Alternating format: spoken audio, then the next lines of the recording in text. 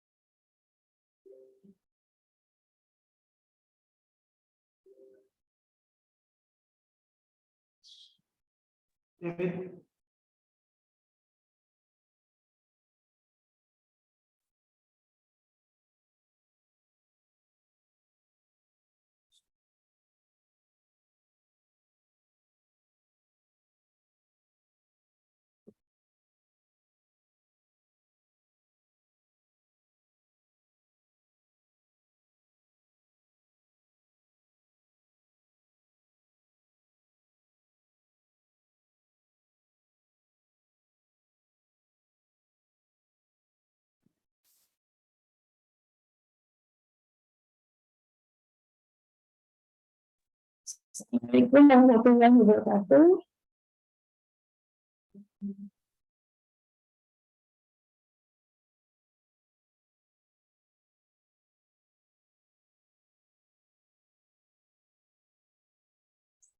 Sudah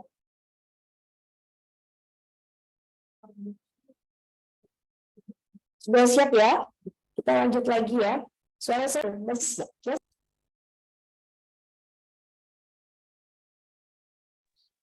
Agak putus-putus, dokter.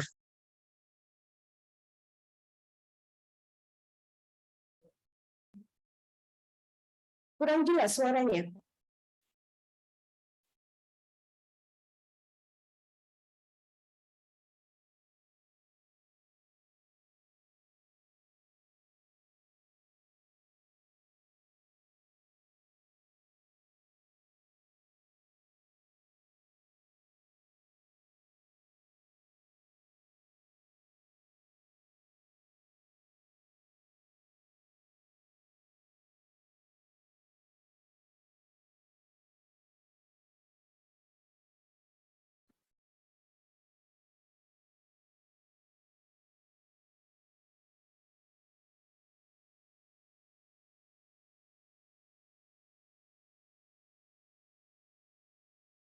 Oke, sudah bisa dimulai ya?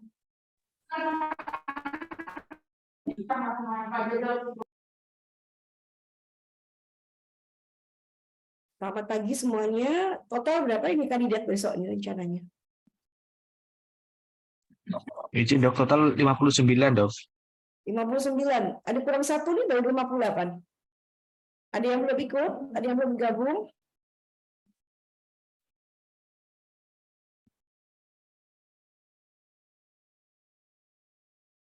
Ada yang belum bergabung? Dari mana? Temennya yang belum bergabung kasihan nanti tidak eman-eman kalau tidak ikut.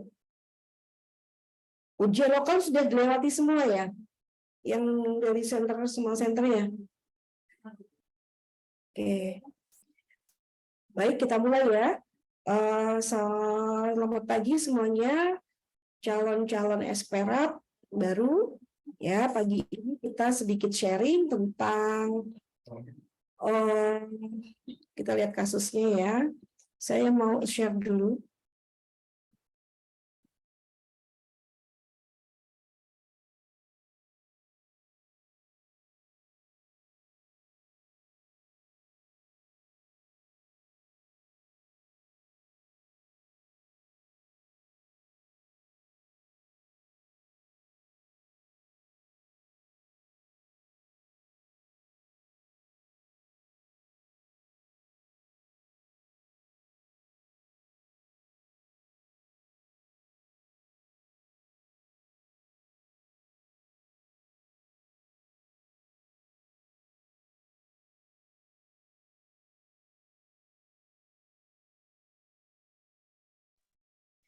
Oke. Sudah bisa dilihat ya PPT-nya? Sudah bisa terlihat ya? Ampun, dokter. Oke. Kita lihat slide pertama. Bayi baru lahir dengan kala 2 lama. Ada yang bisa membantu dari Udayana? Kira-kira temuan kelainannya apa? Selamat pagi, dokter. Ya.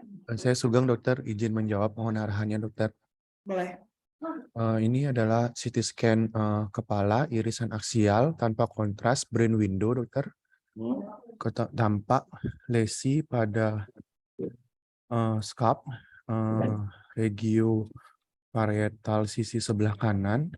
Tampak lesi tersebut tidak melewati dari line, dokter. Saya kesankan ini dengan cepal hematum, DD dengan caput sudasenum atau subgaleal hemoris, dokter. Mohon arahannya, dokter. Oke. Dari Unhas, ada yang mau ngasih masukan?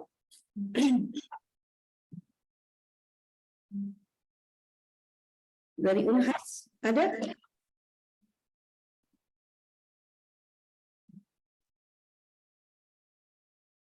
Mbak Musdalifah mungkin?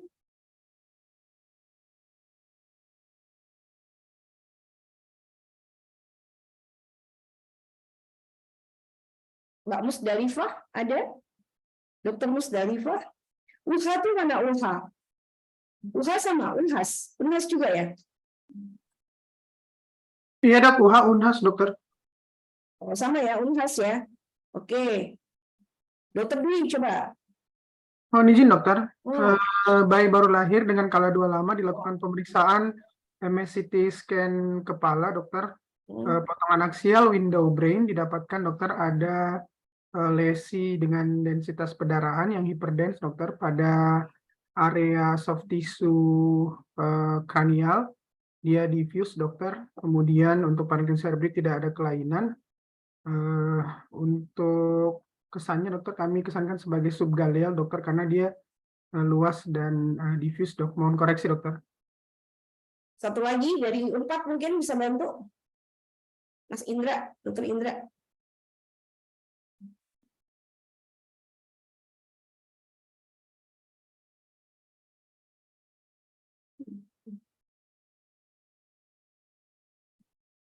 Dokter Indra Prima Bakti, ayo. Coba dijawab.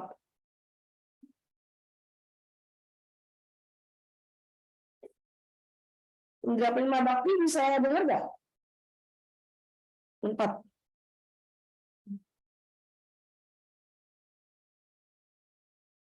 Mungkin masih di unmute.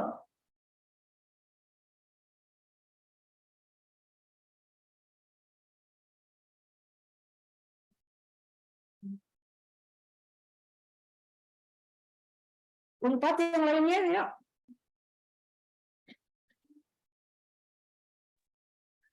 Izin menjawab dokter dengan Yoferin dari Unpad dokter. Ya, silakan. CT scan kepala, potongan aksial dokter tanpa kontras, tampak penebalan jaringan ekstrakranial yang difus dok yang tampaknya melewati midline. Izin dokter didiagnosis dengan subgaleal hematom dokter. Mohon arahan dok, atur nuhun.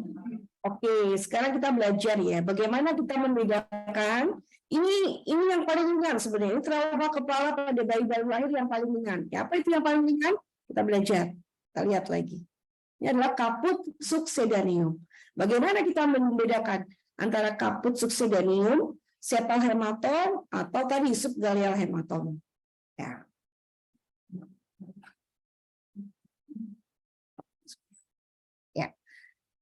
Jadi, kalau kaput succedaneum itu adalah suatu subcutaneous fluid collection yang terjadi pada scalp dari bayi yang baru lahir, di mana terjadinya adalah oleh karena adanya tekanan dari kepala pada saat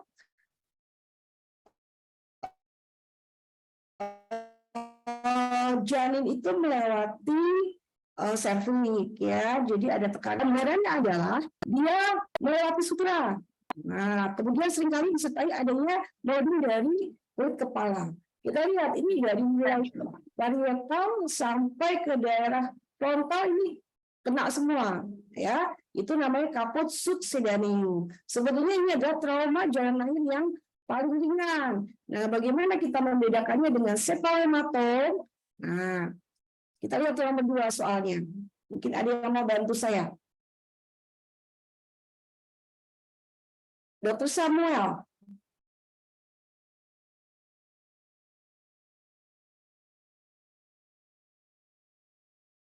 Dr. Selamat pagi, dok. Iya, silakan. Berikut adalah CT scan kepala. Di sini tampak adanya penebalan dari os parietal bilateral, namun tidak tampak penebalan pada os frontal bilateralnya, dok. Dan di sini tidak tampak adanya penebalan jaringan lunak pada regio scalpnya, dok. Namun untuk diagnosisnya saya masih ragu, dok. Ini entitas penyakitnya apa, dok? Pasien dengan kejang trauma jalan lahir, Dr. Samuel.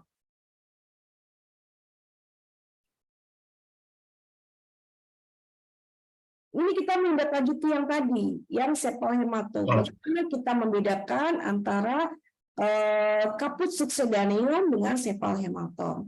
Kita lihat ya, ada suatu lesi yang terjadi warnanya hyperdense ya di antara periosteum. Kalau tadi kan di scalp ya, ini di periosteum. Sebenarnya dia ada suatu bleeding di periosteum. Ini yang namanya sepal hematom. Lihat, pada sepal hematom dia tidak pernah melewati sutura. Terbatas saja di situ. lokal. Sepal hematom ini lebih berat daripada kaput succedaneum yang tadi. Ya, umumnya ini ada gejala pasiennya lebih berat, ya sampai kejang kadang-kadang.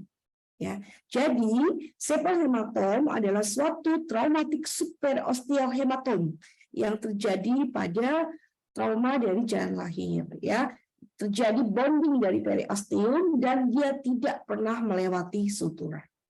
Oke, jelas ya? Membedakan gambaran CT scan dari sepal hematom dengan kaput succedaneum. Kita lihat, ini kaput succedaneum, ini sepal hematom. Ya, oke. Sekarang kita lihat lagi gambarannya. Pasien dengan post trauma. Kemudian apa diagnosa dari yang warna ungu? Dari Dr. Sukma, coba Dr. Sukma Melati. Izin dokter, ini tampak adanya pemeriksaan MSCT scan kepala.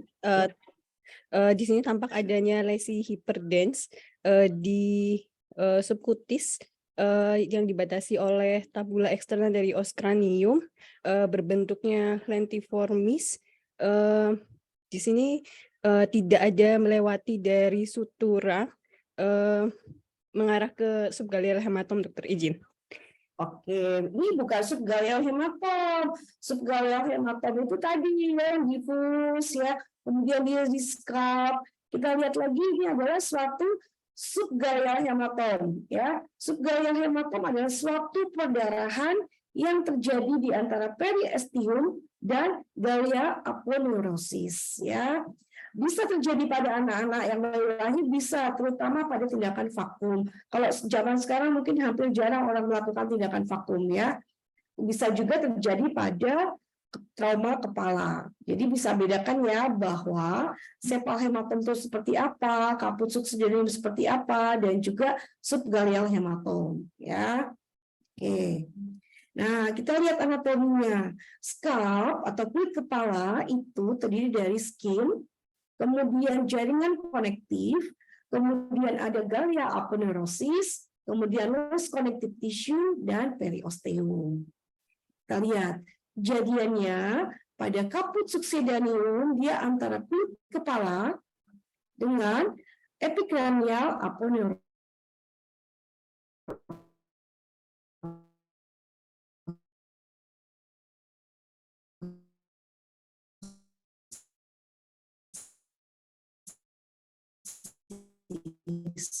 Ya, ia bisa tidak melewati sutura.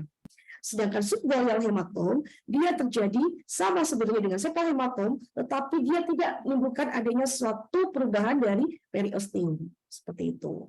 Nah, nanti kita lihat lagi untuk trauma-trauma yang lain.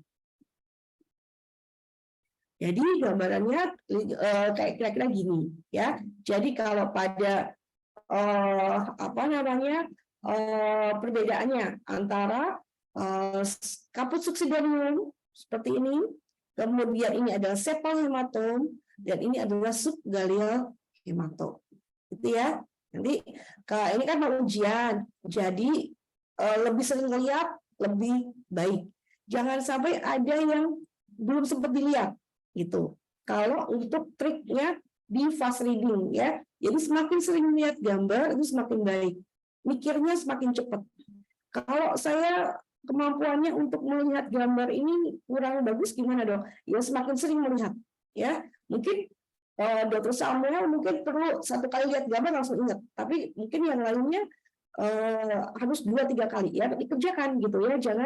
Jangan puas dengan 1 kali melihat saja. Semakin sering melihat, semakin hafal, atau 2 kemungkinan. 1 semakin hafal, yang kemungkinan 2 semakin bingung. Itu ya, Dr. Yosefin? Enggak? Iya, punten benar, dokter. Benar yang mana? Benar yang semakin bingung? Apa-apa? Kalau semakin bingung berarti sudah semakin mendekati mau jadi esperat. Gitu ya? Oke, kita lihat. Sekarang dokter siapa nih? Yang belum aku panggil dari mana ya?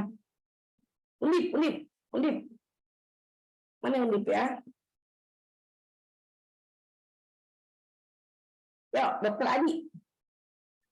Diagnosanya ada 6. Coba 1, 2, 3, 4, 5, 6. Dokter Adi Roni.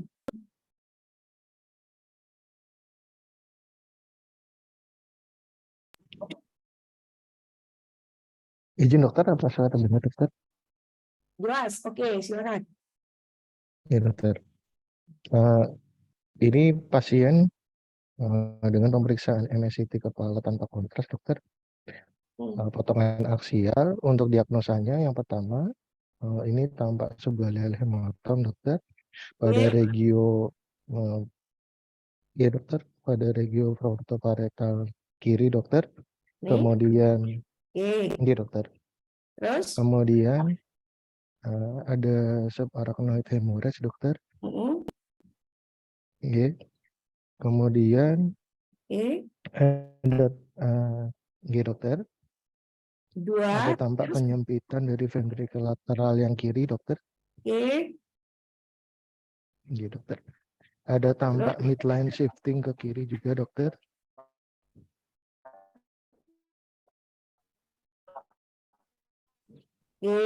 Terus?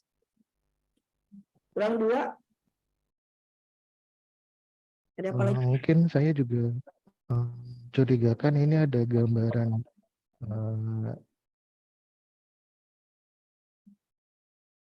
edema cerebri dokter. Edema jelas, oke, apalagi?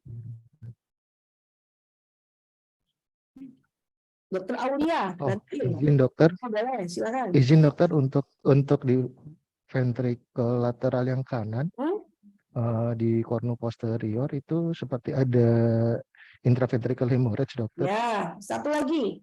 Terus di frontal yang sebelah kanan itu ada petechial hemorrhage serta yang di os frontal kanan itu tampak lusensi, saya curigakan karena fraktur dokter.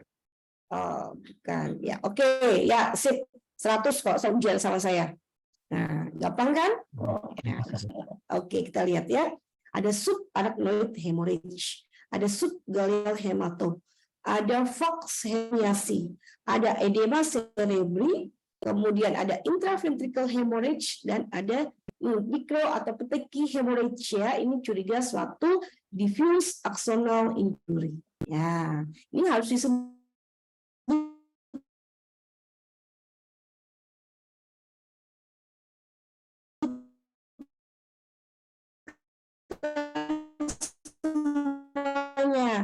jangan cepat-cepat dulu. Ya kan? Lesi hiperden di daerah scalp, frontoparietal kiri, kemudian ada lesi densitas darah di subarachnoid space, lobus frontotemporal frontoparietal kiri, kemudian ada herniasi spalsin ke kanan, ada edema cerebri, ada intraventricle hemorrhage di daerah cornu posterior ventricle lateralis kanan, dan ada microbleeding di daerah frontal kanan. Sebutkan semuanya, nggak usah keburu-buru. Ya, sebutkan dengan jelas dan dengan lengkap karena diagnosa itu poinnya cuma sedikit. Yang penting kalian bisa melakukan deskripsi yang baik, yang benar seperti itu.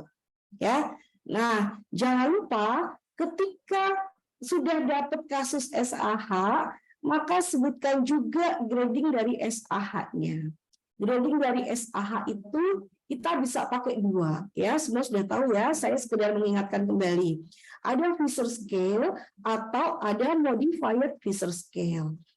Kita bilang kalau Fisher Scale-nya 1 berarti tidak ada SAH, kemudian 2 itu diffuse yang tipis. Tipisnya itu berapa? Kurang dari 1 mili. Kemudian lebih tebal dari itu, misalnya kita bisa lihat gambaran suatu perdarahan di daerah sistema basal, ini sudah 3. Tapi kalau sudah ada ICH dan IVH, maka dia sudah grade 4. Kenapa penting sebagai kita harus menentukan grading ketika kita dapat SAH? Karena semakin tinggi derajatnya, semakin ke arah 4, maka dia kemungkinan terjadi vasokonstriksi pasca kejadian itu semakin besar. Artinya pasien tadi akan mengalami defisit aerologis yang jauh lebih berat dibandingkan pada grading yang rendah. Ya, jadi kalau ada soal dengan SAH atau nanti kalau praktek sehari-hari dapat SAH, tidak boleh lupa gradingnya. Modifier Fisher scale juga sama aja sebenarnya, ya, cuma dia menambahkan seperti itu. Dia menambahkan frekuensinya bahwa ternyata bukan segini loh, lebih tinggi loh, semakin gradingnya itu semakin besar.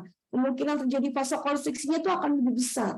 Prognosa pasiennya itu akan lebih jelek seperti itu. Nah, pada diffuse axonal injury, kalian juga harus sebutkan gradingnya. Grade 1 atau grade 2 atau grade 3. Grade 1 jika hanya terjadi pada white matter dari hemisfer cerebri. Tapi grade 2 jika sudah terjadi di daerah corpus callosum. Sedangkan grade 3 tentu saja sudah ada di brainstem. Semakin tinggi gradingnya, sama untuk prognosa pasiennya pun semakin jelek seperti itu. Ya, kita lihat sebenarnya untuk melihat DAI itu yang paling bagus jika kita gunakan gradient echo atau T2 star atau SWI, ya, karena microbleeding kadang-kadang kita lewat, nggak bisa lihat. Tapi kalau sudah dengan menggunakan gradient echo atau dengan menggunakan SWI, kita akan sangat mudah melihat adanya microbleeding.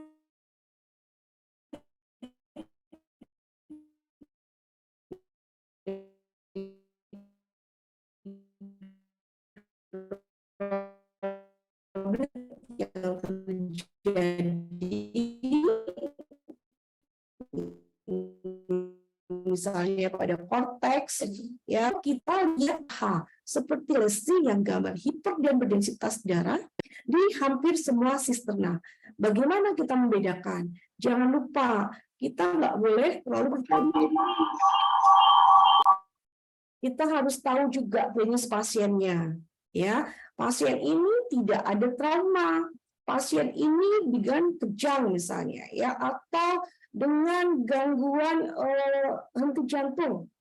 Nah, ternyata proses iskemia yang luas, yang difus yang terjadi, itu menimbulkan gambaran hipodens di daerah parenkim dan menimbulkan gambaran hiperdem di daerah sisterna yang menyerupai gambaran SAH. Jadi kalau ujian, kamu juga boleh tanya, kalau dapat gambaran ada perdarahan di dalam sisterna, ya, di sisterna basal misalnya, kamu juga tanya, apakah ada riwayat trauma, Dok? Boleh, ya. Ini nggak ada riwayat trauma, ini post RJP 2 jam seperti itu. Nah, ini adalah suatu gambaran pseudo SAH. Ya. Jadi, nah, kadang-kadang juga diffuse axonal injury dengan edema cerebri, terutama pada pasien-pasien dengan cardiac arrest, akan menimbulkan gambaran seperti SAH yang disebut sebagai pseudo SAH. Kita lihat gambarnya semua edema diffuse semua, ya.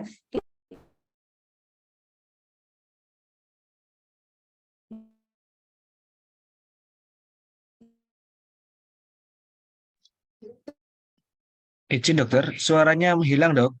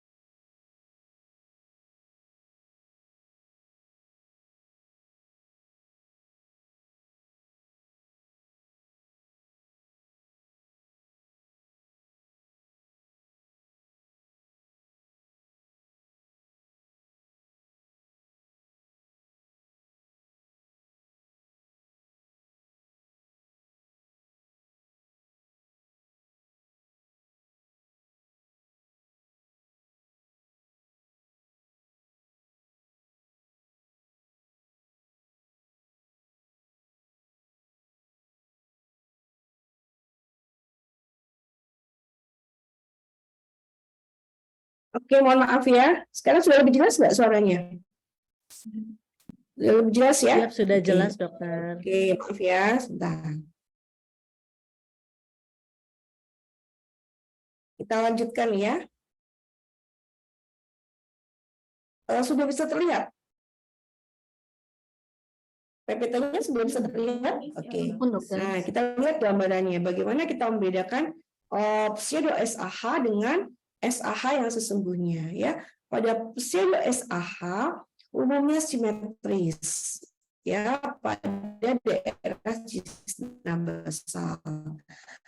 Kemudian kalau kita HU-nya sekitar 30 sampai 40. Kualitasnya darah ya, jadi sampai 60 HU. Kemudian disertai adanya gambar edema cerebri yang luas ya. Kemudian di tanda-tanda edema cerebri yang terjadi misalnya ada sistemik effacement, kemudian adanya suatu distensi atau trombosis dari vessel ataupun adanya gambaran hipoatenuasi ataupun hipodensitas yang terjadi sehingga menimbulkan gambaran kontras dari sistemnya tadi ya. Tapi kalau yang true SAH dotnya aja pasti sudah beda ya. Kemudian dia juga umumnya terjadi pandannya subarachnoid hemorrhage itu terjadi karena adanya apa? Adanya ruptur, misalnya ruptur dari apa? Ruptur dari aneurisma yang paling sering atau pada suatu kejadian dengan trauma yang berat seperti itu. Oke, sekarang kita masuk ke soal berikutnya.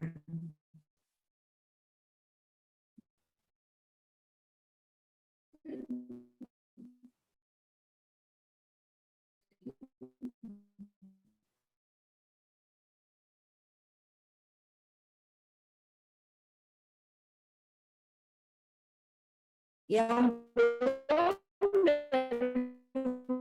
mana lagi?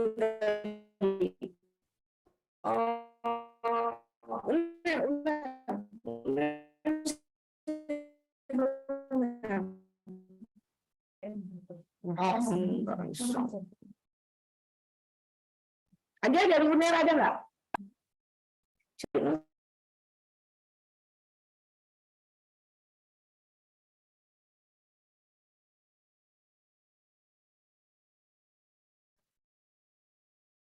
Mohon maaf dokter, suaranya terputus-putus dokter.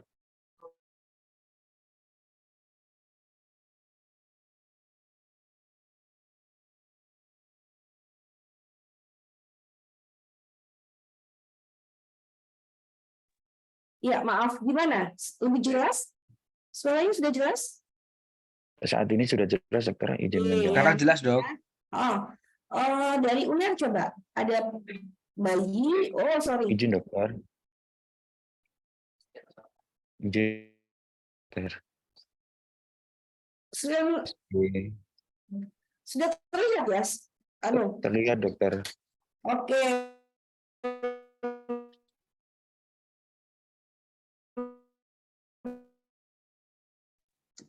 Izin dokter, suaranya terputus kembali dok.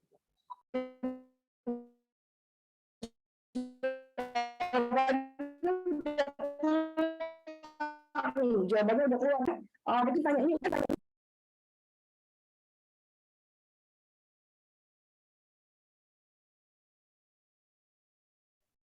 Masih putus-putus suaranya?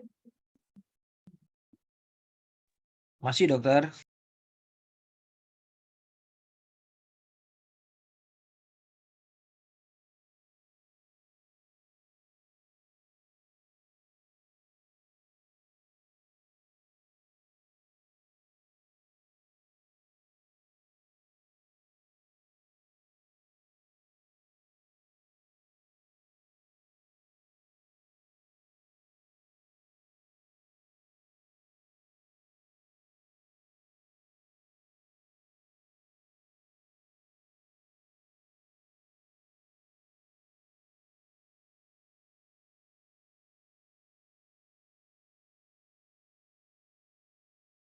Oke, maaf saya coba lagi. Gimana? Bisa?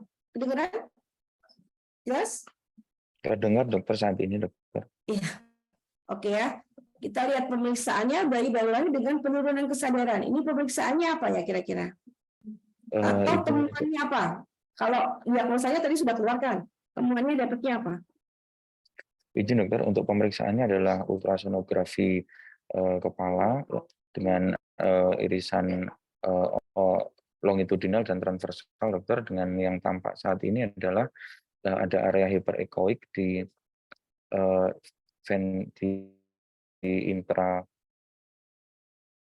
di caudothalamic groove hiperekoik dengan batas yang tidak tegas yang menyempitkan ventricle bilateral dokter, dengan yang menyempitkan ventricle lateralis kanan lebih berat daripada yang kiri dokter.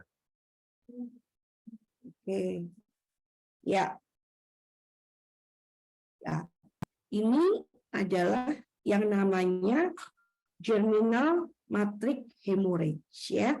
Jadi pada bayi yang baru lahir kita bisa menentukan perdarahan di kepala dengan menggunakan USG.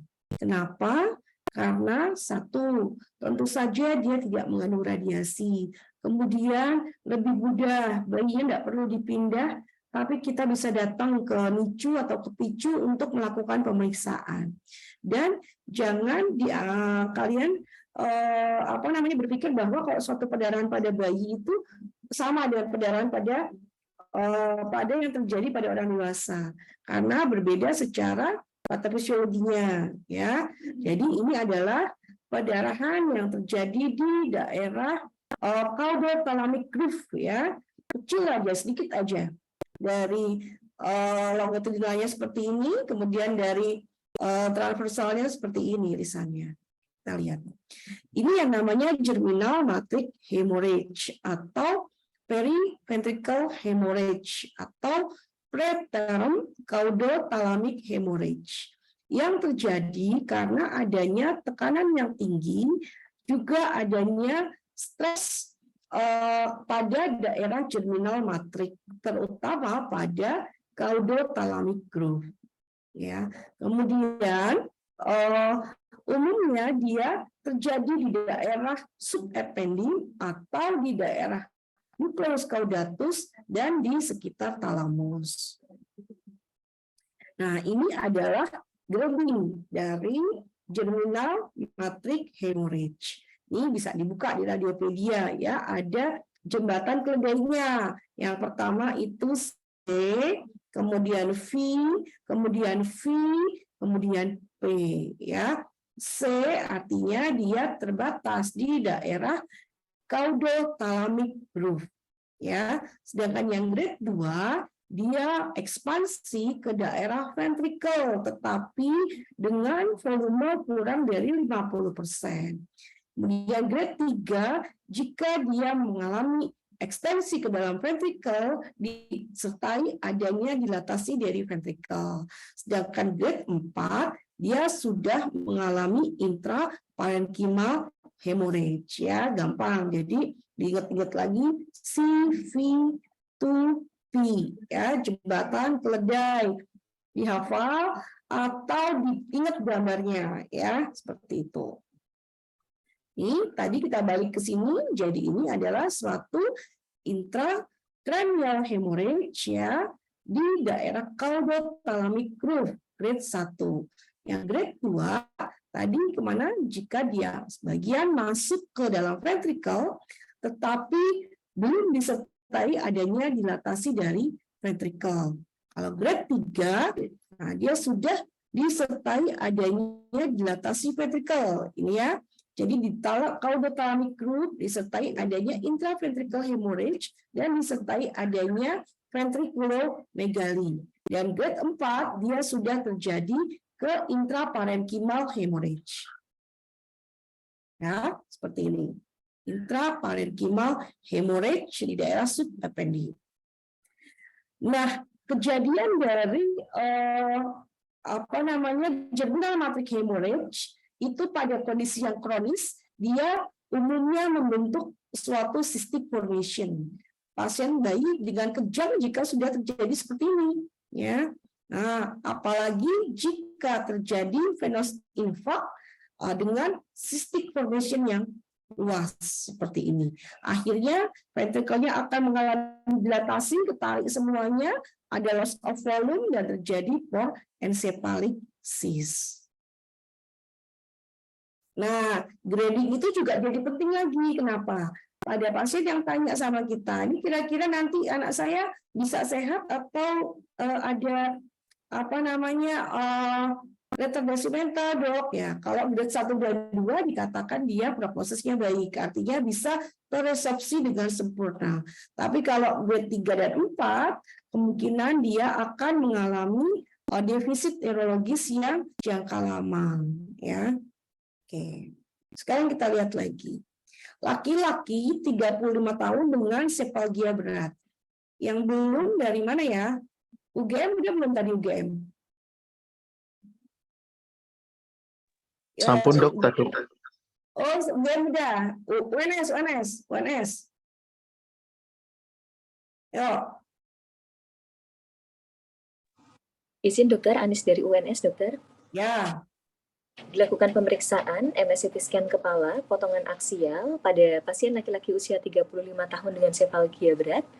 Untuk pemeriksaan CT scan kepala, potongan aksial dengan brain window tanpa pemberian kontras. Di sini didapatkan adanya lesi, dokter, intraaksial, supratentorial. Mungkin mohon izin untuk lebih terlihat pada slide di tengah. Yang kesannya batas tidak tegas, tepi irregular, dengan gambaran hyperdens dan hipodens di perilesi. Kemudian lesi tidak tampak menyebabkan herniasi maupun pendesakan. Kemudian untuk izin dok, di sisi yang di sebelah tampak gambaran. Gitu. Izin untuk yang bagian di level supratentorial di yang atas dok. Di sini tampak gambaran dilatasi atau lesi hiperdens yang batasnya tegas tepi reguler. Di gitu. Dan Batasnya apa? Ojo sesuai. Ya, itu dok, kami curigakan dengan ICH dok. Suspeknya kemungkinan dengan ICH, lalu ada SDH. Saya curigakan dengan adanya malformasi vaskuler, dokter. Mohon arahan, dokter. Yang belum lagi siapa? Dari mana yang belum? Dari Unhas. Unhas atau Unhas? Sudah, dokter. Ada Unhas?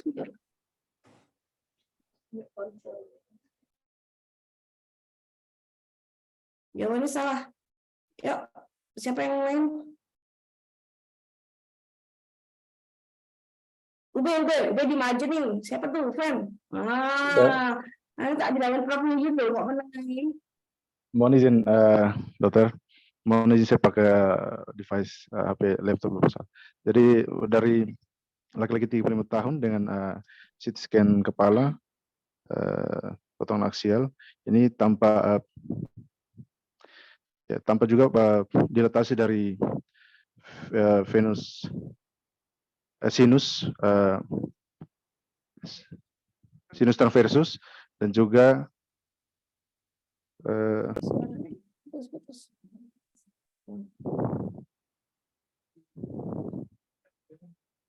mungkin tambahannya tanpa dilatasi dari sinus transversus, dokter, menghasilkan suatu trombus pada vena sinus. Makasih. Oke. Ya, ini adalah suatu sinus venous thrombosis dengan bleeding. Kenapa kita curiga? Satu, kita lihat ada pendarahan yang lokasinya tidak cocok untuk lokasi pendarahan. Ya, yang kedua, lihat ada terisi gambaran sinus transversus. Kemudian saya kasih gambarnya sampai 3 nih. ada juga di conference ya. Kemudian ada lagi di sinus apa ini kira-kira yang gambar ketiga nih?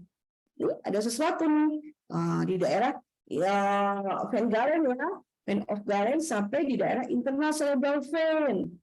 Nah, bagaimana kita melihatnya? Sinus venous thrombosis itu klinisnya khas banget. Dia nyeri kepala yang hebat, ya. Bisa terjadi pada orang-orang dengan usia yang muda, ya.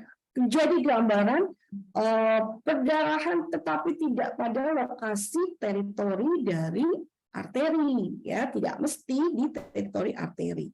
Kita ingat lagi gambaran teritori dari vena. Teritori arteri saya anggap semua kandidat sudah bisa semua, ya. Jadi ada beberapa teritori arteri yang harus kita pahami. Yang pertama ini ya adalah dari cortical vein, kemudian dari sphenoparietal sinus, kemudian dari internal cerebral vein, kemudian dari cortical vein sama seperti yang di atas, kemudian dari vena of Labe. Sehingga lokasi-lokasi ini menjadi penting. Kalau ada kamu lihat gambaran yang perdarahan situ, itu jangan-jangan ini darah bukan dari arteri tapi dari vena. Ya, apa direct sign-nya? Yang pertama ada gambaran dense clot sign, kemudian ada clot sign, kemudian ada empty delta sign, kemudian ada hilangnya gambaran flow fluid yang normal dari darah pada MRI. Ya, kadang-kadang disertai adanya edema. Kemudian lokasinya bisa di daerah korteks atau di daerah perifer, ya. Itu tidak cocok untuk misalnya dia suatu bleeding karena hipertensi ensefalopati seperti itu. Kita lihat nih gambarannya dense clot sign, ya. Dense clot sign bisa kita lihat mengikuti gambaran dari sinus, ya, dari konferensi sinus, kemudian dari sinus transversus, ya. Kemudian di sini juga ada gambaran dense clot sign di daerah kortikal. Ini juga kita lihat gambaran empty delta sign. Yang harus diingat pada empty delta sign itu kita harus lakukan pemberian kontras, ya. Kemudian kita lihat lagi gambarannya pada MRI kita nggak bisa lihat gambaran dari flow fluid sinus yang normal. Ini absen nih, hilang. Yang kanan ini hilang, ya. Kemudian di sini juga hilang, ya. Di bawahnya ada, di sini juga hilang seperti itu. Oke, tuh dari saya masih ada waktu nggak nih? Masih ada waktu nggak saya? Masih banyak waktunya. Masih, dokter. Izin masih banyak, dokter. Oke, masih banyak. Kita ulang dari awal. Jawabnya cepat, rebutan. Nggak boleh lupa gambarnya. Jadi kalau soalnya dapat lagi, kita sudah pasti nilainya benar. Ya, oke, dari awal. Oke, satu. Langsung aja. Ngomong bareng-bareng ya. Izin kaput susadenium, dokter. Ya. 2. Izin Hematom, dokter. Oke. 3. Izin subgalial hematom, brain edema, IVH dan DAI, dokter. Oke. Dapat ya semua? Oke. Research scale, ingat-ingat lagi. Ini kira-kira gambar pertama. DAI grade? DAI, dokter. Grade 1, dok. Grade 1. Gambar yang tengah, DAI grade? Ini, kelihatan? Microbleed-nya? Grade 3, dok. Nah, kemudian grade 3. Ya, jadi kalau dapat soal udah gampang. Ini gambaran? Sudah sah, dokter. Ya, kadang-kadang kita baca soalnya juga tahu pasien dengan cardiac arrest. Nah, itu ya. Udah kamu nggak usah gambarin lagi, kamu udah tahu. Kadang-kadang kayak gitu pentingnya. untuk ujian ya, gambaran pseudo SAH. Oke. Terus ini kira-kira apa tadi? Terminal matrix hemorrhage grade 1, Dok. GMH grade 1, Dok. Terminal matrix hemorrhage grade 1. Lokasinya ada di Caudothalamic groove kanan, Dok. Nah, caudothalamic groove ya. Kemudian ini tadi terminal matrix hemorrhage yang Ini yang grade 2, Dok. kedua sudah masuk ke ventricle tapi belum ada dilatasi ventricle. Terus yang grade 3 sudah ada dilatasi ventricle, Dok. Sudah ada dilatasi ventricle, dokter. Grade 4 dia sudah masuk ke intrakranial ya, Oke ya. Terus ini adalah komplikasi dari tadi ya, dia membentuk cystic formation di daerah ependim.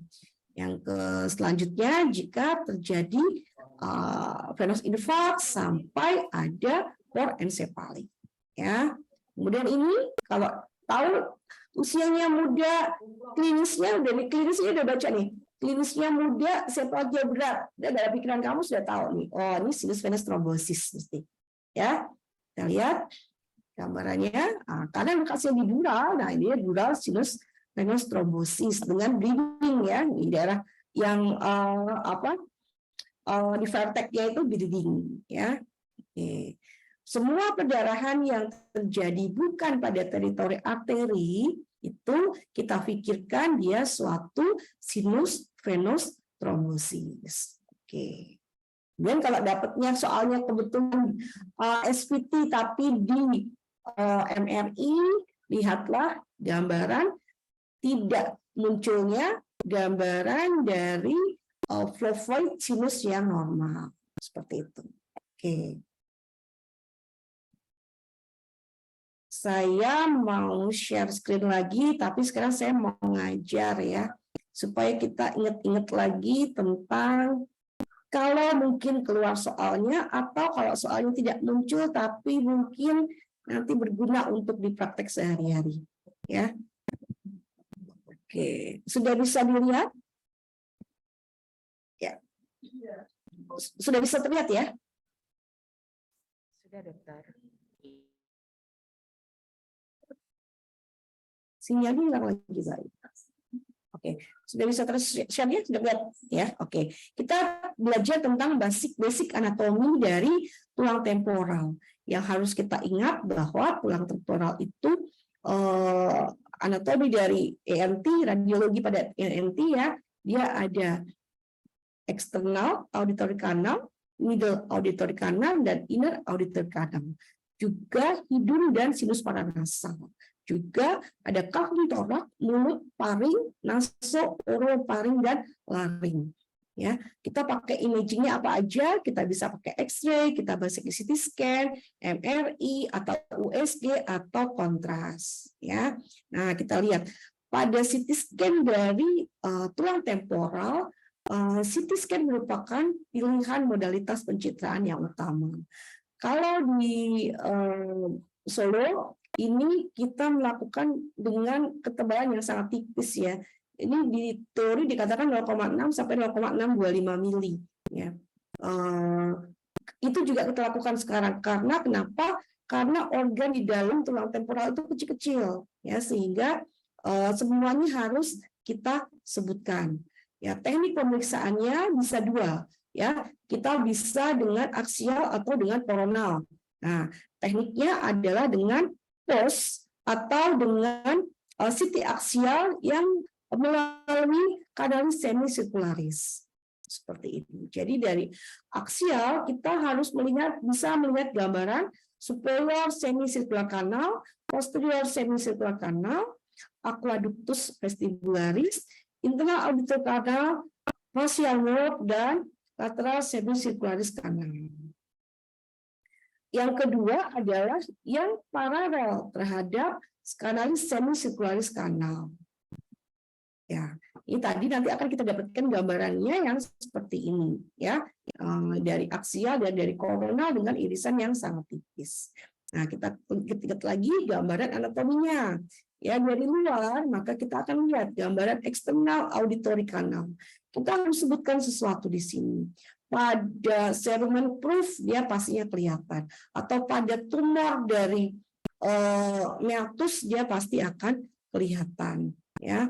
Kemudian yang organ penting di sini adalah membrana timpani. Ketika kita buka CT temporal, maka kita harus lihat gambaran membrana timpani. Ya, membrana timpani itu ada dua, ya, dia ada pars tensa dan pars membranacea. Pars tensa itu yang keras, ya, yang membranacea itu yang lunak, ya. Kemudian ada pars flaccida dan pars tensa, ada pars flaccida dan pars tensa, ya, di mana ossicle auditory itu akan melekat pada pars flaccida. Kelainan yang muncul pada membrana timpani umumnya adalah sklerosis atau otosklerosis. Otosklerosis itu kita harus sebutkan, kita ukur HU-nya berapa. Otosklerosis pun sudah bisa menimbulkan kelainan seperti penurunan pendengaran.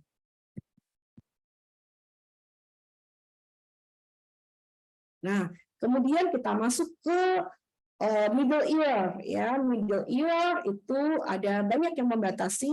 Yang pertama kalian harus tahu tegmen timpani. Kemudian skutum. Skutum ini menjadi organ yang sangat penting karena umumnya kolesteatoma itu berasal dari skutum. Ya, jadi kalau lihat kolesteatoma, lihatlah daerah skutum ini.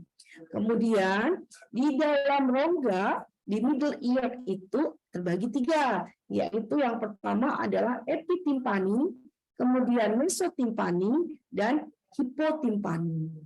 Ada yang penting lagi di situ, yaitu ada oval window yang melekatkan antara tulang dengan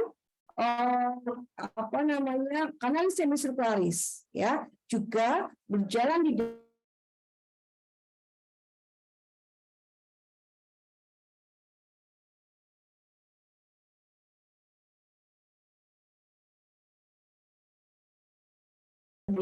malleolus, kemudian infus, ya. Kemudian ada di bawah ini, mungkin saya pakai, sorry.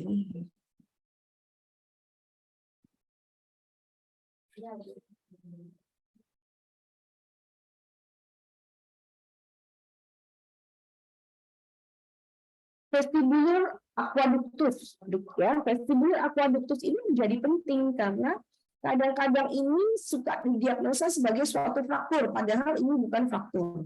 Ya, ini adalah vestibular aqueductus. Semua harus tahu, harus paham. Ya, bentuknya seperti ice cone pada ossicle auditory. Ya, malleolus dan infus itu membentuk gambaran ice cone. Kita lihat. Nah, kemudian di mastoid kita juga harus bisa melihat gambaran air selule mastoid yang jelas. Karena air selule mastoid itu isinya udara, maka semuanya harus gambarnya lusen seperti ini. Kalau sudah terjadi perselubungan ataupun sesuatu yang berwarna putih, maka kita curiga ada sesuatu. Apakah ada kolesteatoma ataukah ada suatu granuloma yang bertumpuk di situ. Ya.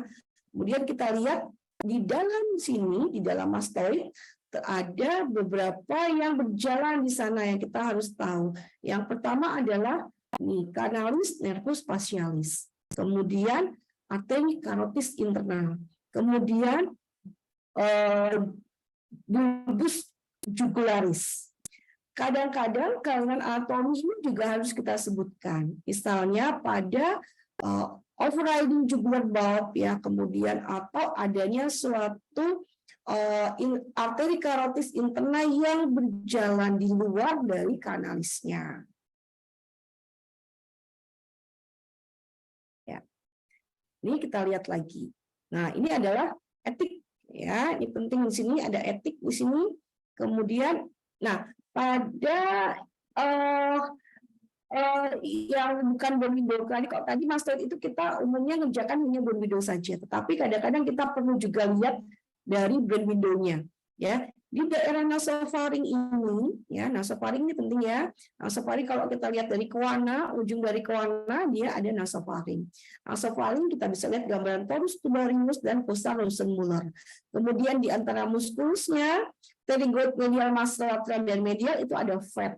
Dan ada yang paling penting adalah gambaran dari udara di situ yang namanya tuba Eustachii. Ini harus disebutkan ya. Tuba Eustachii itu penting, nanti kita melihat bagaimana penyebaran dari tuba nasofaring tadi, apakah dia sampai membuntu ataupun mengobliterasi ataupun menginfiltrasi dari tuba Eustachii. Nah, kemudian kita lihat ya, ini adalah gambaran foto konvensional. Kita susah, kita malas melihat gambaran foto konvensional karena rumit ya, karena semua tulangnya itu superposisi, tabrak-tabrakan seperti itu. Ya, tapi kita harus tahu bahwa pada foto konvensional pun kita bisa melihat jalannya internal auditory canal, ya, ini arteri carotid internal yang berjalan yang terlihat pada foto konvensional. Nah, ini adalah kanalis semicircularis. Pada level ini kita harus lihat lagi, ini adalah kanalis semicircularis, ya, ada yang vertikal dan ada yang horizontal. Umumnya kita sebutkan kanalis semicircularisnya itu normal atau tidak normal, ya. Kemudian ada apa namanya, ada kelainan atau tidak ada kelainan seperti itu. Ini gampang, adanya gambaran signet ring sign. Signet ring sign itu menunjukkan gambaran vestibulum dan suatu lateral semicircularis kanan. Ya, jadi kalau nemu gambar dia ini, berarti kalian sudah bisa melakukan diagnosa ini adalah suatu vestibulum dan yang di atasnya adalah kanan semicircularis yang sisi lateral. Ya, kemudian lihat yang lainnya, dapat apa lagi? Dapat banyak, nanti kita lihat di belakang ya. Nah, seperti gambar signet ring sign. Kalau kita dapat gambar kayak gini, berarti kita tahu ini adalah vestibulum, sedangkan yang ini adalah lateral semicircularis kanan. Nah, kemudian kita lihat lagi koklea. Ya, koklea ini kita biasanya sebutkan kokleanya berapa kali putaran atau rumah siputnya ya, berapa kali putaran, 2,5 kali, 2/4 kali, itu kita sebutkan, terutama pada kepentingannya untuk implan, cochlear implant ya. Nah, koklea itu kalau kita lihat gambarannya seperti tumpukan koin, ya seperti ini. Karena dia bentuknya bertumpuk-tumpuk gitu, ketika kita lakukan pemeriksaan CT scan, dia akan seperti gambaran koin. Kalau sudah nemu yang gambarannya seperti ini, maka kamu sudah tahu diagnosanya, anatominya ini adalah koklea. Nah, kemudian ini adalah nervus facialis. Nervus facialis ya, yang kelihatan lusen ini yang berjalan di dalam internal auditory kanan ya. Kemudian ini tadi ya ada ossicle auditory. Ini tadi yang bentuknya seperti signet ring sign ya. Nah, ini facial nerve. Berjalan namanya sesuai lokasinya. Kalau di pars mastoid ya kita bilang pars mastoid. Kalau di labirin ya kita bilang pars labirin, seperti itu. Nah, kemudian ini penting nih, ganglion geniculatum ya. Ganglion geniculatum pun berada di dalam inner ear ya. Kadang-kadang ada pasien dengan gangguan penglihatan, dilihat, dicari ganglion, tapi kita nggak bisa evaluasi di daerah sininya ya, nggak ada sininya, tapi nggak ada kelainan. Di mana? Di radiator optik ya. Kalau ada kelainan gangguan penglihatan, maka soalnya itu kamu harus cari dulu yang pertama di nervus opticus, kemudian di chiasma optik, yang ketiga kemudian di ganglion geniculatum, kemudian di radiator optik dan di lobus occipital. Itu jalannya dari sistem penglihatan. Yang bisa kelihatan ganglion geniculatum itu lebih jelas kalau kita lakukan irisan tipis di daerah inner ear. Nah, ini Apa ini? Ini bukan fraktur. Seringkali ini bilangnya ada fraktur. Ini bukan fraktur. Ini adalah vestibular aqueductus yang normal. Nah, hubungan antara internal auditory canal, kita lihat internal auditory canal dengan sistem vestibular, ya, sistem vestibular dia membentuk gambaran seperti tabung, seperti ini. Ya. Ini kita lihat, kalau kita iris secara melintang, maka kita bisa mendapatkan 4 nervus yang ada di sana. Ini keperluannya kalau kita lakukan implan, ya, maka kita akan bisa mengevaluasi nervus facialis, kemudian nervus cochlearis, kemudian nervus vestibularis, ya, inferior dan superior. Ya, biasanya saya ukur di sini, facial nerve-nya berapa, cochlear nerve-nya berapa, kemudian vestibular nerve-nya berapa, diameternya. Di zoom dibesarkan, kita bisa dapat. Nah, ini tadi gambar vestibulum dan LCSS bentuknya seperti signature sign. Oke, kembali. Nah, ini yang penting lagi kita lihat tegmen timpani. Pada irisan koronal, kita harus lihat gambaran tegmen timpani. Tegmen timpani itu menjadi penting karena jika kolesteatoma itu sampai mendestruksi tegmen timpani, maka kemungkinan akan terjadi infeksi di daerah fossa cranii medial. Ya.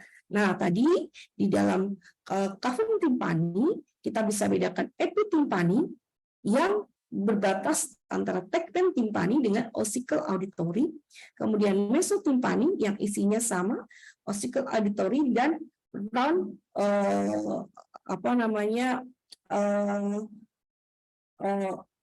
insensi daripada stapes, kemudian hipotimpani di sini. Round window, ya. Oke, ini tegmen timpani. Ini jadi penting sekali. Nah, ini adalah antrum timpani. Ya, dia antrumastoid. Antrumastoid ini pada mastoiditis dengan kolesteatoma ini nggak ada, kita bisa lihat gambarannya. Apalagi kalau air seluler mastoidnya sudah mengalami destruksi. Ini mesotimpani isinya seperti itu, ya. Ada ossicle auditory, ya, kemudian ada oval dan round window. Kemudian ada long processus dari incus, stapes, malleolus, dan ada nervus facialis. Ini tadi gambaran. Nah, kalau kita lihat gambaran aksial anatominya, kita akan dapat, ya, ini dari aksial kita dapat kanalis semicircularis yang superior, ya, kemudian ini yang posterior, kemudian ini antrum mastoid, ini gambaran air sel mastoid yang normal. Kemudian kita bisa lihat gambaran otic kapsul, ya. Kemudian kita bisa lihat lagi gambaran superior semicircularis canal di anterior dan ini di posterior, ya. Ini air sel mastoid dan ini antrum. Lebih lagi kita lihat, kita bisa lihat gambaran epitimpani, ya. Kemudian kita bisa lihat, nah ini bentuknya seperti tadi. Uang logam yang ditumpuk-tumpuk, ya, kanalis semicircularis yang superior, yang posterior. Ini kita juga bisa lihat epitimpani, antrum mastoid, kemudian ini kanalis semicircularis yang bagian posterior. Ini juga masih sama, kita lihat bisa kita dapatkan. Nah, mulai di sini kita bisa lihat gambaran sinus sigmoid. Makanya dia ada defek di sana. Kenapa? Karena ini tempat berjalannya sinus sigmoid. Ya. Kemudian pada sini kita bisa lihat gambaran ini vestibular aqueductus, aditus ad antrum, masuknya mau ke antrumastoid namanya aditus ad antrum. Kemudian ini tempat perlekatannya dari sinus sigmoid. Kemudian ini adalah nervus facialis. Karena ini ada di labirin, maka dia segmen labirin. Kita lihat lagi. Nah, ini sudah mulai kelihatan gambaran ossicle auditory. Ini kita bisa lihat gambar yang seperti tadi, yang seperti secreting cell. Berarti kita bisa tahu bahwa ini adalah suatu vestibulum dan suatu kanalis semicircularis yang sisi lateral. Ya. Kemudian kita sudah bisa lihat gambaran malleolus, kemudian infus. Kemudian ini aditus ad altrum. Ini masih jalan facial nerve di labirin segmen, dan ini adalah internal auditory canal. Kita lihat bahwa di internal auditory canal dia selain berjalan nervus facialis ya, juga ada nervus vestibulocochlearis. Kalau kita lakukan pemeriksaan dengan MRI, maka kita ini secara koronal di situ ya, koronal dan sagittal, aksial koronal sagittal bagi 3, kemudian kita ukur ya, kayak tadi itu. Kita bisa lihat gambaran signature cell, kita bisa lihat gambaran ossicle auditory, dan ini ada posterior semicircular canal. Facial nerve itu kalau kita lihat gambarnya, kalau punya klip ya, kalau klip, nah klip untuk buku, nah kita lepas, nah kira-kira gambar perjalanannya nervus facialis itu seperti itu. Terus kita lihat lagi di sini vestibulum masih kelihatan, ini aqueductus vestibularis, kemudian ini malleus ya, malleus, kemudian ini incus. Malleus dan incus bikin gambar yang khas, yaitu seperti ice cone shape. Nah, di sini sudah ada di daerah capum tympani, ini adalah nervus facialis yang pars tympanica. Ini juga kita lihat gambar vestibulum, kita masih bisa lihat internal auditory canal, kemudian nervus facialis yang berjalan di tympanic segment. Kemudian kita masih bisa lihat gambaran malleus dan incus yang bagus. Pada kasus trauma tidak boleh lepas, kita harus lihat. Kadang-kadang tidak ada kelihatan kelainannya, tapi terjadi penurunan pendengaran. Nah, setelah dievaluasi ulang, bisa jadi terjadi dislokasi dari malleus incus joint ya, atau incus tapel joint. Itu penting dievaluasi. Fraktur atau dislokasi itu sering sekali terjadi pada trauma-trauma tulang temporal yang berat. Nah, ini ada yang kita lihat gambaran nervus facialis yang berjalan di daerah pars mastoid.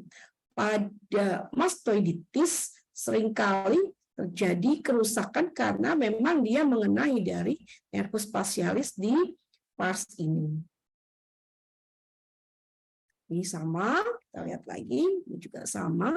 Kita bisa lihat masih kita bisa kelihatan gambaran dari ossicle auditory ya. Nah, ini sudah mulai kita lihat gambaran ini ya. Oval window itu adalah bagian dari kakinya dari stapes ya, kakinya dari stapes.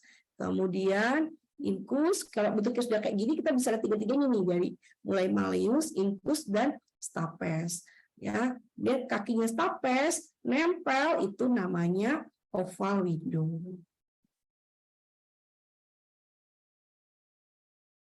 Ya, ini terus kita sudah bisa lihat tiga tulang, berarti ketemu semua, malleus, kemudian incus, kemudian stapes, kemudian kita dapat oval window. Ini juga sama nervus facialis pada daerah antromastoid, maka nervus facialis di pars mastoid ya. Ini kita lihat, nah round window-nya itu seperti ini, jadi di ujung dari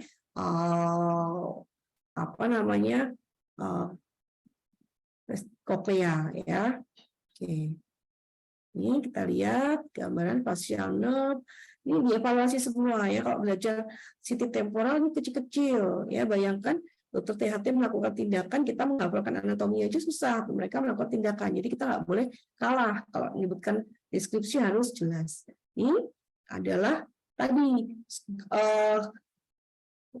temporal itu dia meliputi fossa cranii media dan juga di daerah fossa cranii posterior, ya, di cerebellum dan di daerah lobus temporal, ya. Nah, kita lihat di daerah cerebellum, ini bagian yang penting adalah fossa jugular, di mana tempat lewatnya tadi, ya, bulbus jugularis, ya. Kadang-kadang dia menjadi overriding, ya, jadi high riding, dia tinggi sekali tempatnya si bulbus jugularis.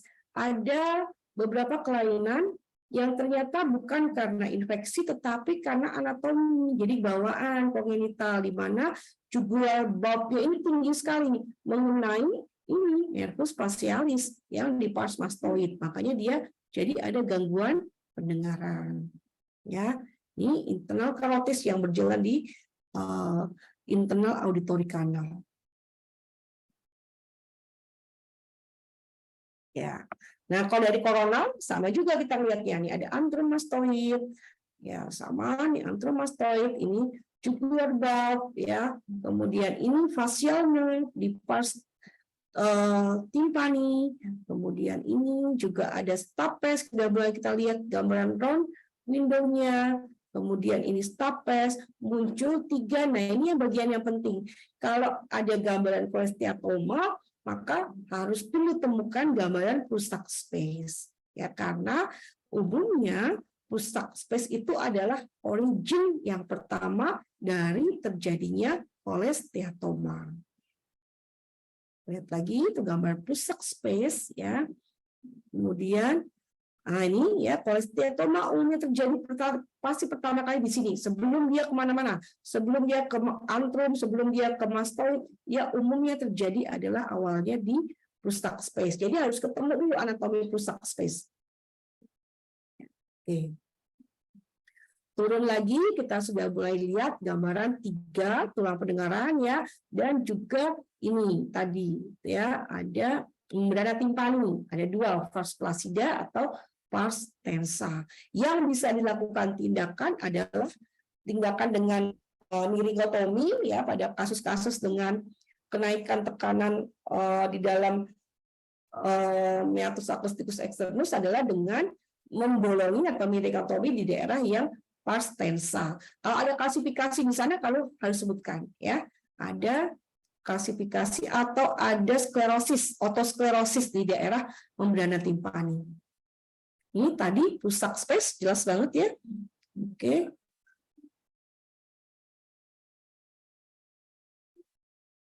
Ini masih membrana timpani, ini facial nerve segmen timpani. Ini sama, ini pars flaccida dengan cholesteatoma, ya, epitimpani. Oke, kita sekarang masuk ke coba-coba soal.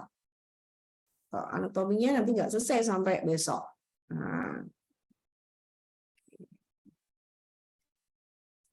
Masih stay tune? Apa sudah ngantuk? Apa sudah bosen? Stay tune, dokter. Stay tune. Oke. Dok. Ya. Kita lihat. Ini gampang nih kalau buat kalian.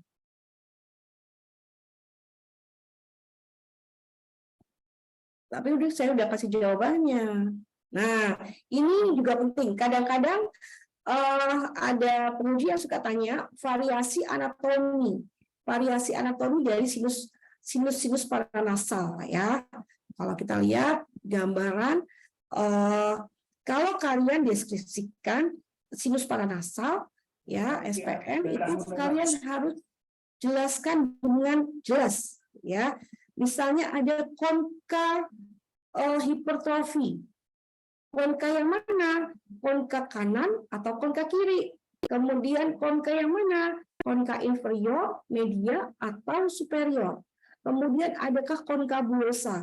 Dan yang lebih penting lagi, kalian harus sebutkan juga apakah konka yang mengalami hipertrofi tadi itu menempel dengan septum nasi atau tidak. Kenapa?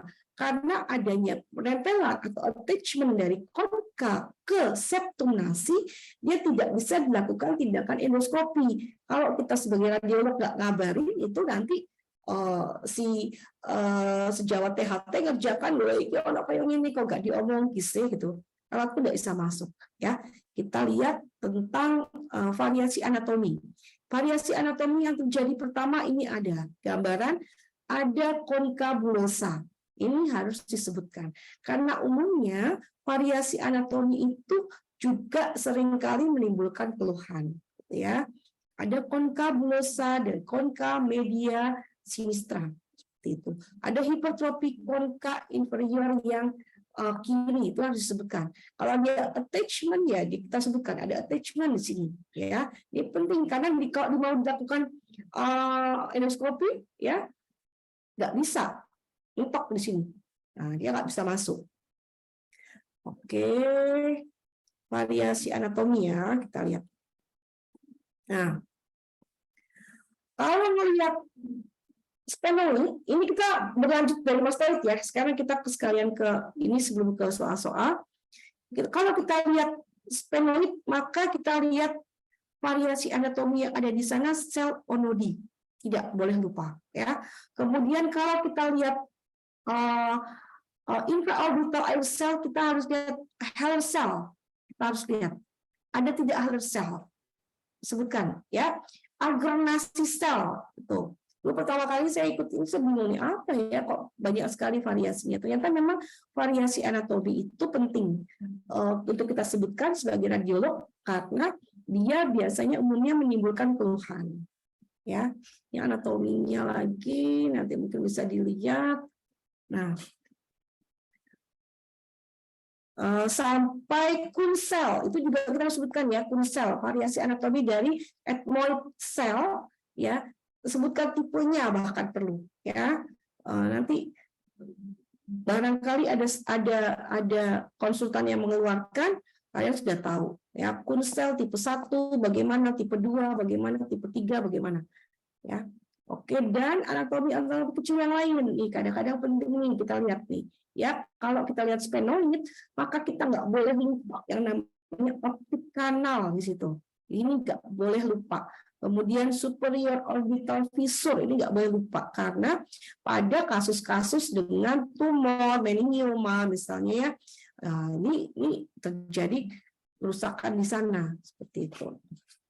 Ini sama. Nah ini ya tadi bahkan pada proses insinatus pun dia ada beberapa variasi. Ini ternyata kita juga harus sebutkan. Ini banyakkan teori ya. Nah ini sel-sel tadi ya. Jadi kalau Haller cell itu namanya infraorbital cell. Kemudian ada lagi supraorbital cell. Ya ini variasi anatomi ini. Kalau masih sempat baca dilihat aja, nggak usah teman-teman. Tapi kalian tahu minimal kalau keluar jadi nggak bingung ya. Ini ada kunsel ya, kunsel ada berapa tipe. Kemudian agernasi cell ya. Kemudian gula sinus frontalis, nih agernasi sel ya. Oke, terus ada onodi sel. Nah, ini kunsel ya 1 2 3 4. Nah, lihat. Kemudian onodi sel jika kita lihat gambaran dari septasi, kalau saya sih gampangnya ya, septasi di daerah sinus sphenoid, itu dilihat aja. Nah, ini onodi sel. Kemudian septum deviasi itu juga penting. Kalau bisa kalian, bukan kalau bisa ya, harus disebutkan derajat dari deviasi septumnya. Tentu saja derajatnya semakin tinggi dia semakin berat. Ya, kita lihat. Nah, bahkan kalau di orang THT itu bilang apakah septum deviasinya itu sampai menimbulkan gambaran kristal. Nih, tajam sekali. Kalau tajam sekali maka drainase udara itu jadi jelek. Nah, kalau kita bilang ini ada hipertrofi konka inferior dan media yang kanan dengan attachment ke septum nasi, dengan gambaran deviasi septum nasi yang membentuk kristal. Oh, si THT itu senang banget. Saya pernah dikonsulkan dari teman sejawat ya. Kalau ngomong cuma rinitis, ini tampak gambaran rinitis. Terus THT-nya komplain, rinitis itu apa gitu kan? Rinitis itu klinis. Tapi kalau kamu radiolog ya sebutkan pada gambaran rinitis itu ya kamu temukan apa? Misalnya nih ada insersi dari radix M3 yang masuk ke dalam sinus maksilaris. Ini penting ini. Dia nggak ada sinusitis, tapi kalau akarnya dia masuk ke sana, ini umumnya dia mudah terjadi sinusitis yang odotogenik. Kemudian juga hipertrofi konka ya sebutkan, atau hipertrofi konka dengan gambaran irregularitas di permukaannya sebutkan. Ya. Kemudian juga variasi anatomi yang tadi. Nah, foto konvensional masih punya 4 untuk gambaran fraktur nasal. Ya, jelas sekali, jangan sampai tidak bisa kalau ada fraktur nasal. Ya, ini kita lihat gambarannya masih punya. Adenoid nasofaring ratio ini juga harus bisa. Sekali kemarin di komplain juga, kok bisa adenoid nasofaring rasionya lebih dari 100%? Loh, nggak mungkin. Kenapa? Karena adenoid itu berada di dalam rongga nasofaring. Sehingga kalau misalnya adenoid itu besar, sangat besar, maka nilainya paling maksimal adalah 100%. Ya, gambarnya gampang. Kalau kita ngambil, maka kita harus ngambil dulu dari nasion, garis lurus dari nasion ke basion. Ya, kemudian dari garis khayal tadi kita bikin garis ke daerah soft tissue adenoid yang paling luas, Sini, nasofaringnya di mana? Nasofaringnya adalah patokannya dari titik yang kita bentuk dari garis tadi dengan titik terjauh yang dibentuk oleh adenoid, kemudian kita hubungkan dengan gigi pertama ini, ya, gigi premolar ini, ya, itu adalah nasofaring. Lalu kita bandingkan. Jangan sampai nggak bisa. Ya, jangan sampai nggak bisa. Adenoid nasofaring ratio masih dibutuhkan oleh klinisi. Kenapa? Karena kalau mereka melakukan tonsilektomi, maka dia evaluasi juga adenoidnya. Ini ada measurement-nya. Berapa pada usia berapa dilakukan dikatakan hipertrofi gitu ya. Umumnya lebih dari 0,6 itu sudah mengalami hipertrofi. Dia pertimbangkan juga selain tonsilektomi, dia juga angkat adenoidnya. Kemudian ini polip. Nah, kita lihat gambarannya. Kalau ada soft tissue mass ya, yang masuk sampai ke dalam dengan gambaran newborn formation tanpa disertai adanya destruksi, maka masih mungkin ini adalah suatu proses yang benign, ya, bisa polip atau sinusitis kronis yang disebabkan oleh jamur. Bagaimana kita membedakan dengan malignansi? Kalau malignansi dia tidak sempat lagi ada ekspansi dari tulang, dia juga nggak sempat lagi bikin newborn formation, tapi pasti sudah mengalami destruksi. Pada anak-anak, nanti kalau dapat kasus, ini yang paling sering adalah yang juvenile nasofaring angiofibrom. Taunya gimana? Kamu lihat gambarannya bahwa dia bentuknya hyperdense, ya, dia homogeneous contrast enhancement. Umumnya seperti itu dengan gambaran ekspansil dan adanya newborn formation. Sebenarnya dia kan slow growing, ya, slow growing tumor, agresif slow growing tumor. Kemudian kita lihat lagi gambaran yang lainnya. Ini yang suka keluar nih, yang terakhir nanti. Tumor nasofaring jangan bingung ya. Kalau dapat tumor nasofaring, kapan hari ada yang keluarnya gampang sekali tumor nasofaring, tapi sudah meluas ke intrakranial, sudah T4.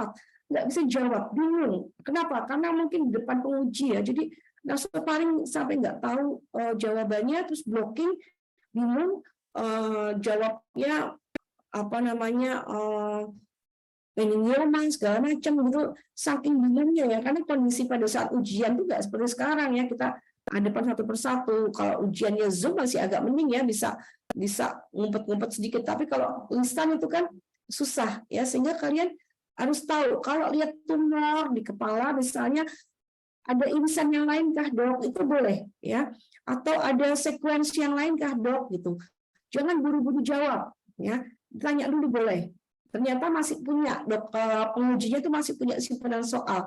Oh alah, ternyata ini adalah masa nasofaring yang meluas sampai ke temporal misalnya seperti itu. Ya, jadi jangan sampai lupa nih anatominya, penting banget supaya kalian tahu semua. Nah, kemudian ini ya kita lihat gambaran yang paling sering keluar ini. Selain masa nasofaring juga slide terakhir kayaknya. Nah, ini apa nih kira-kira?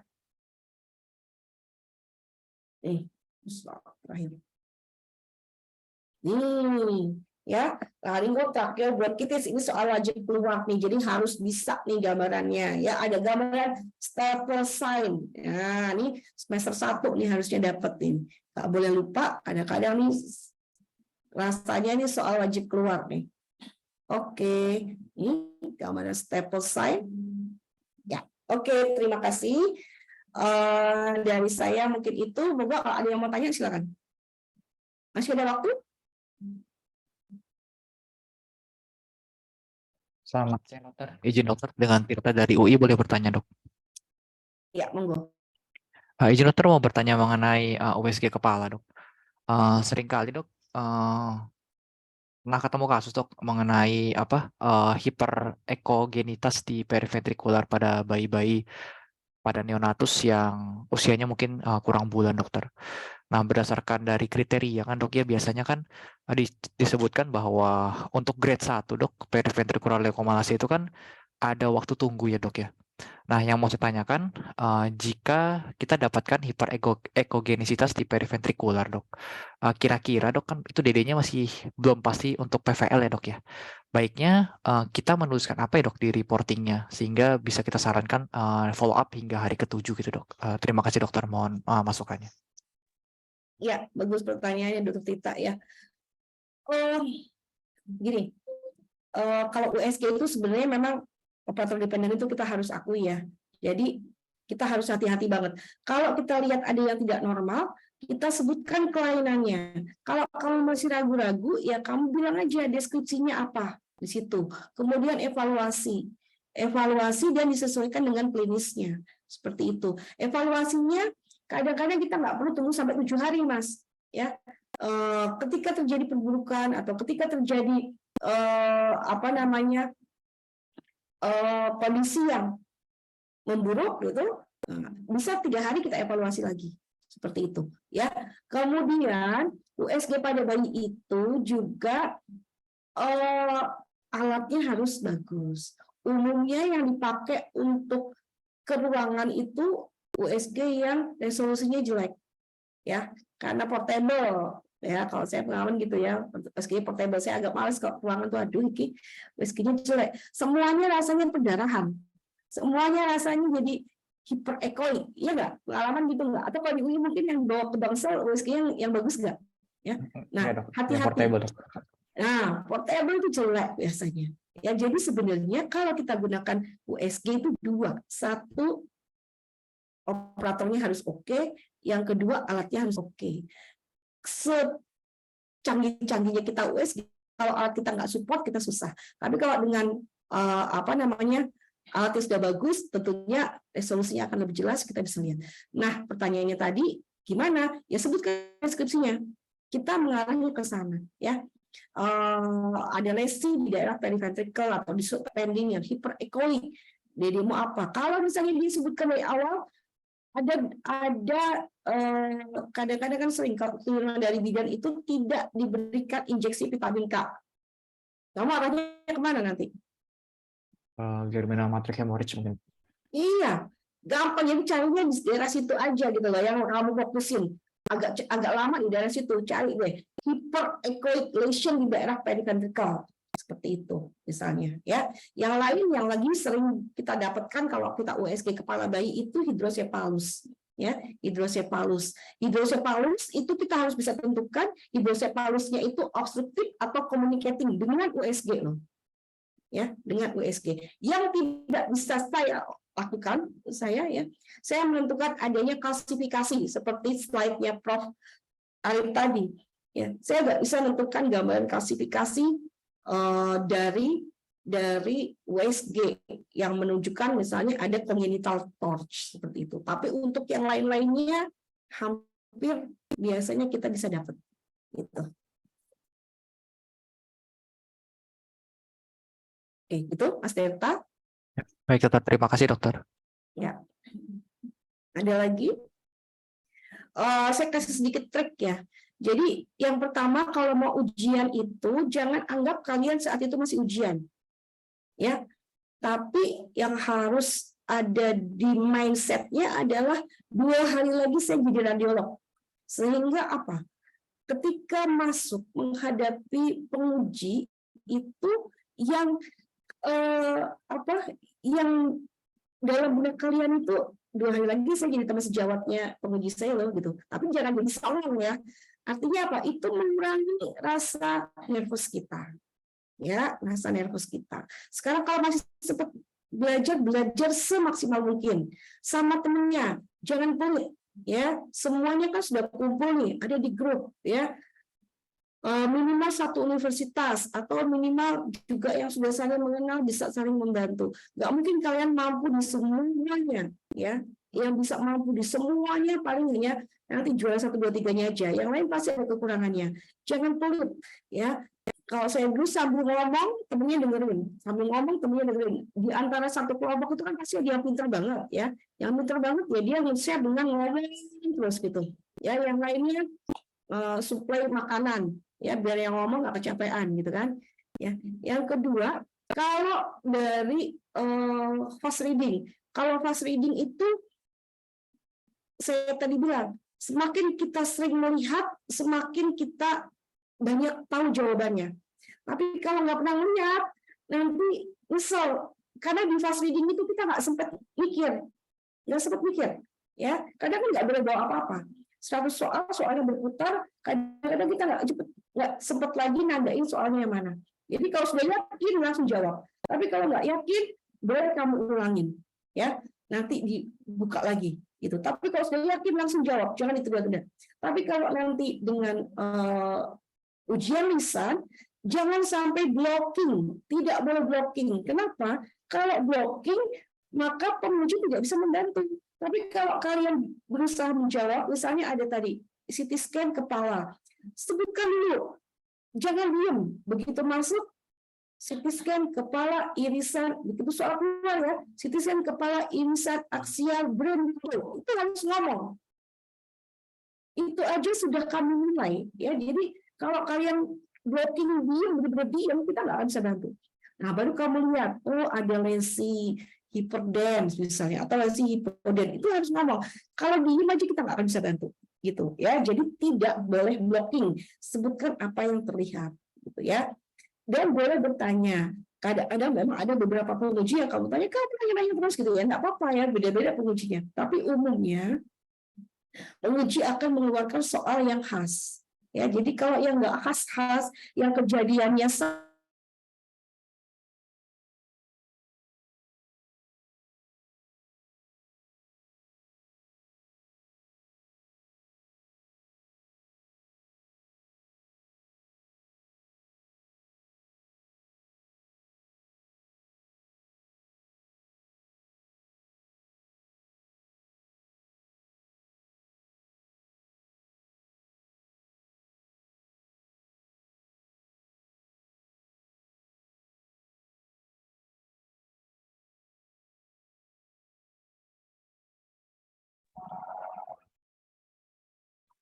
Oke, maaf sinyalnya hilang. Ya. Gitu ya.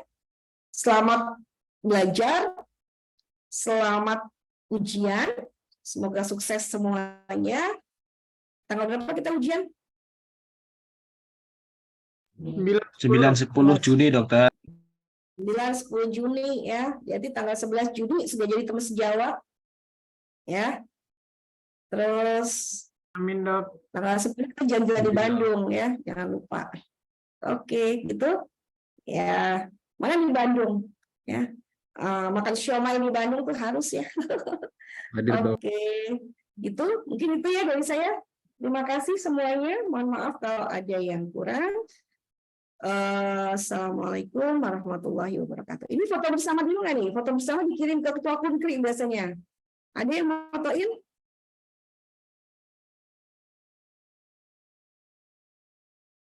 Ada yang bantu foto Dan. Nanti dikirim ke Ketua Kunkri soalnya. Bukti nih saya sudah ngisi nih. Baik, Dok. Tambah HPP ya. Hitungan ketiga ya dok. 1, 2, 3. Ya, ini untuk slide pertama ada 3 slide. Slide kedua. 1, 2, 3. Untuk slide yang ketiga.